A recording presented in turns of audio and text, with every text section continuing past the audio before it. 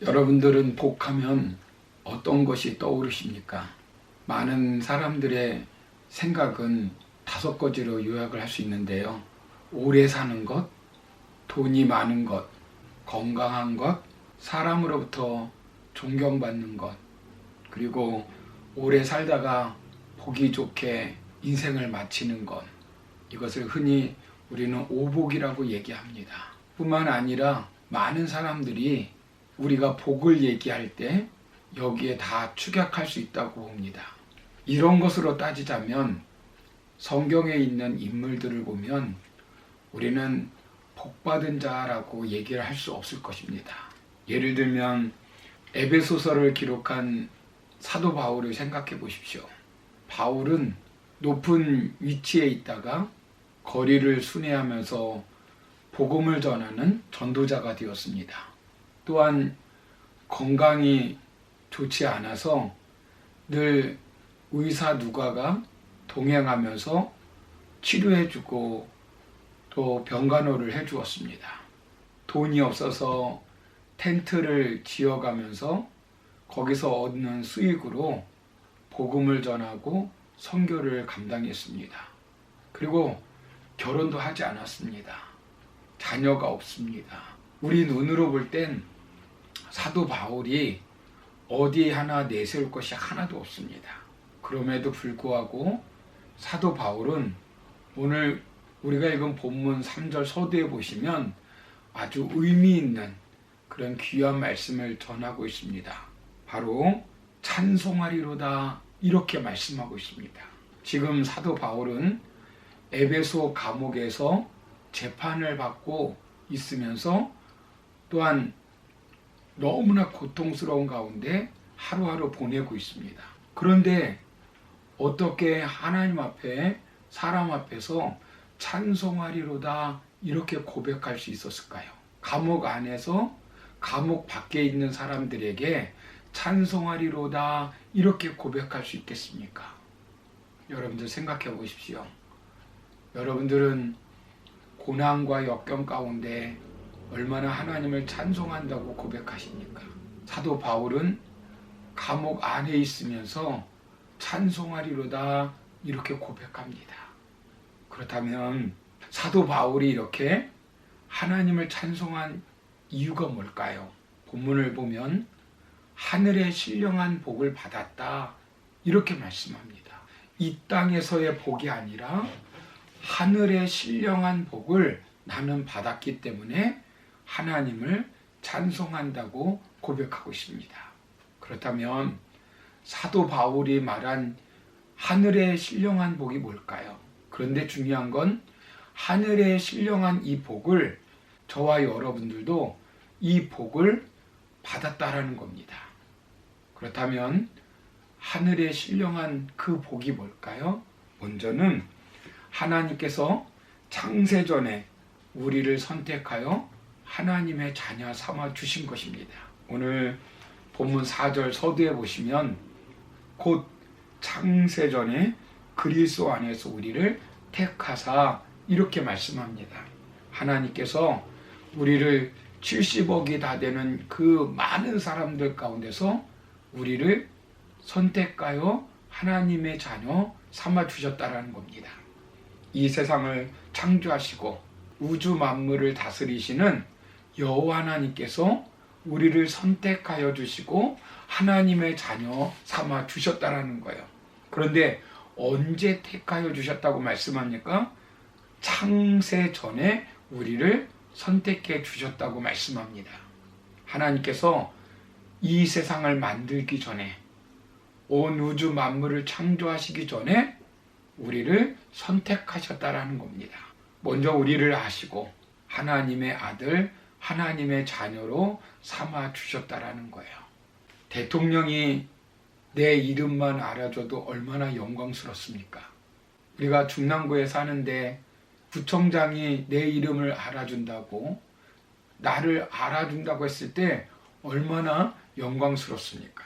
또한 인기 연예인들이 나를 알아준다고 생각해 보셔요. 얼마나 행복하고 영광스러운 일입니까? 그런데 온 우주 만물을 다스리시고 창조하신 하나님께서 우리를 선택하여 자녀 삼아 주셨다라는 거예요. 어떻게 택하여 주셨습니까? 4절 말씀에 보면 그리스도 안에서, 즉 예수님 때문에 우리를 자녀 삼아 주셨다라는 겁니다. 저와 여러분들이 하나님의 마음에 합해서가 아니고, 하나님 앞에서 경건하게 살아서 그렇지도 아니고, 하나님 앞에서 죄가 없어서가 아니고, 하나님께서 예수님 십자가에서 못 박혀 죽으신 그 예수님을 보시고 우리를 자녀 삼아 주신 것입니다. 왜요? 4절 하반부를 보시면 거룩하고 흠이 없게 하시려고 우리를 택해 두셨다고 말씀합니다.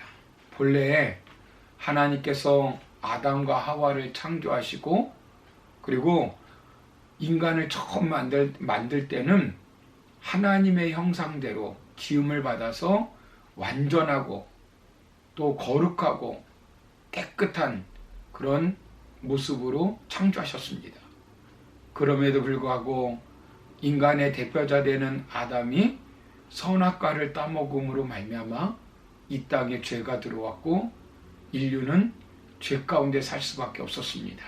그래서 하나님께서 그 죄 문제를 해결하시기 위해서 하나밖에 없는 독생자 예수님을 이 땅에 보내셨다라는 거예요. 여러분, 여기 거룩하고 흠이 없게 하시려고 하는 이 말씀은 아주 의미가 깊습니다. 우리가 하나님 앞에 나올 수 있었던 원동력이 어디 있을까요? 구약 시대를 생각해 보십시오. 이스라엘 백성들은 하나님 앞에 얼굴을 대면하여 나올 수가 없었어요. 지성소를 들어갈 때 얼굴을 가리고 지성소에 들어갔습니다. 그리고 하나님을 만날 수가 없었어요. 왜요? 죄 가운데 있었기 때문에요. 그런데 우리는 하나님 앞에 우리가 매일 나와서 기도하고 또 예배드리지 않습니까? 왜 그렇습니까? 예수 그리스도로 말미암아 우리가 거룩하고 흠이 없어졌기 때문에 그렇습니다. 이것은 내 능력으로 거룩해지고 흠이 없어진 게 아닙니다.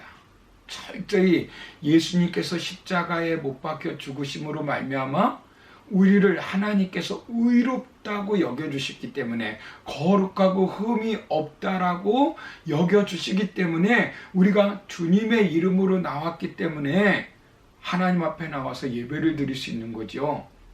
내 공로, 내 삶을 통해서 나올 수 있는 것이 아니라는 것입니다. 철저히 예수님 십자가의 보혈의 피로 말미암아 우리를 거룩하고 흠이 없게 만드셔서 하나님 앞에 나와 예배드리고 이 땅에서 하나님과 동행하며 살 수 있도록 우리에게 은혜를 베풀어 주신 겁니다. 뿐만 아니라 거룩하고 흠이 없기 때문에 저와 여러분들이 죽어서도 천국에 갈 수 있는 귀한 은혜를 받은 것입니다. 저 천국은 거룩하고 흠이 없는 자만 가는 곳입니다. 그런데 그 거룩하고 흠이 없는 자는 철저히 예수 그리스도의 의의 옷을 입은 자만이 거룩하고 흠이 없는 자라 성경은 말씀하고 있습니다. 내 공로, 내 의를 가지고서는 절대로 하나님 앞에서 거룩하고 흠이 없을 수 없고, 또한 거룩하고 흠이 없는 모습으로 천국에 가야 됨에도 불구하고 우리는 죄인이기 때문에 천국에 갈 수 없는 겁니다. 그러나 예수 그리스도의 의를 입고 예수 그리스도의 십자가의 보혈의 피로 말미암아 우리가 의롭게 되고 거룩하고 흠이 없다라고 인정함을 받아서 우리는 천국에 갈 수 있는 귀한 축복을 받게 된 거라는 사실이에요. 하나님 입장에서 보면 저와 여러분들을 본 것이 아니라 중보자 되시는 그 예수님, 골고다 언덕 위에서 십자가에서 못 박혀 죽으신 그 주님을 바라보시고 우리를 의롭게 여겨주시는 것이지, 우리의 행함이나 우리의 공로를 보고 의롭고 경건하다, 흠이 없다라고 말씀하고 있는 것이 아니라는 사실이에요. 그래서 우리는 하나님 앞에 그 은혜에 감사하고 자녀 삼아 주신 것에 대해서 감사해야 합니다. 5절 말씀에 보시면 예수 그리스도로 말미암아 자기의 아들들이 되게 하셨다 이렇게 말씀합니다. 예수님 때문에 하나님의 자녀가 되었다라는 거예요.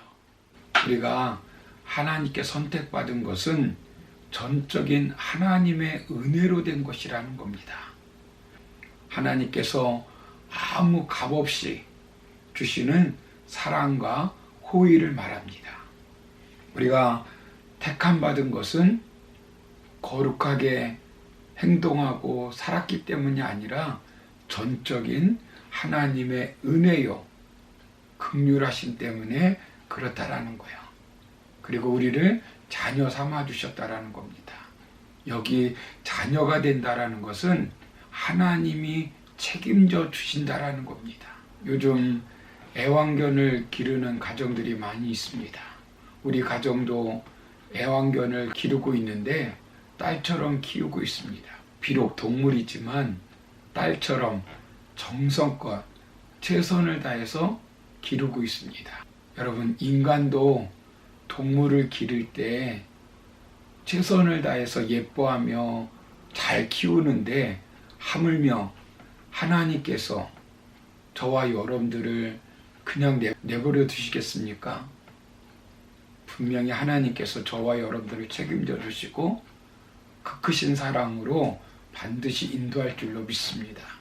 저와 여러분들은 예수님의 그 크신 사랑으로 하나님의 자녀가 된 사람들입니다.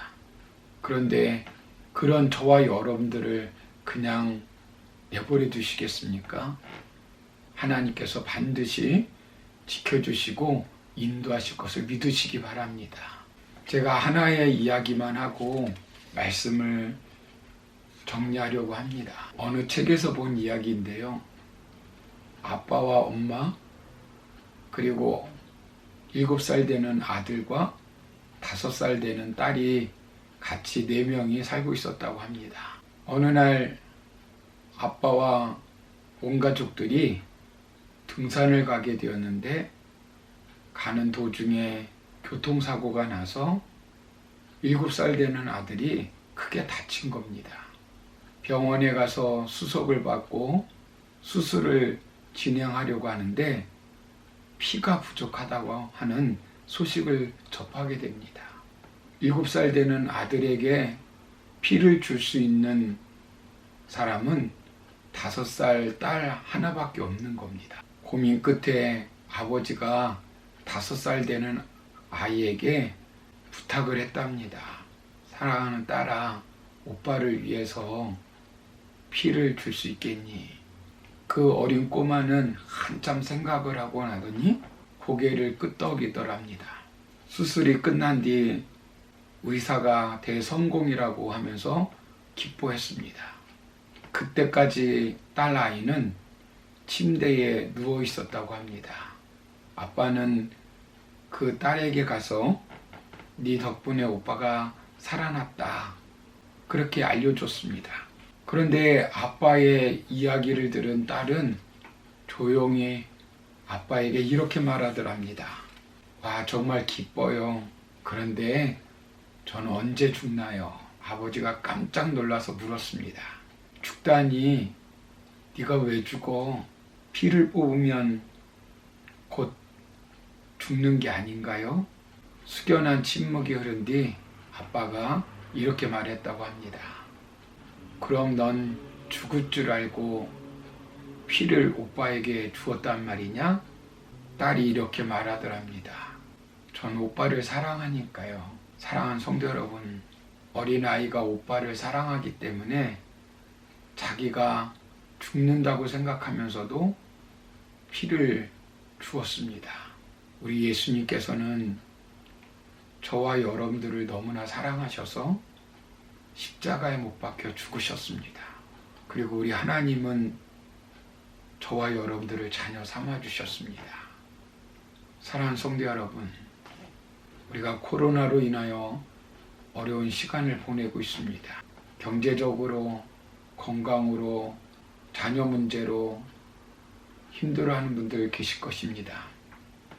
그러나 너무 낙심하지 않기를 바랍니다. 우주 만물을 다스리시고 통치하시는 그 하나님이 우리의 아버지십니다. 아버지는 우리를 책임져 주십니다. 이 땅의 부모도 자식들을 책임져 주시는데 우리 영적인 아버지 하나님께서 우리를 책임져 주시지 않겠습니까? 하나님 아버지께서는 저와 여러분들을 반드시 지켜주실 것을 믿으시고 오늘도 힘차게 소망 가운데 승리하며 달려가는 저와 여러분 다 되기를 주의 이름으로 축원합니다. 감사합니다.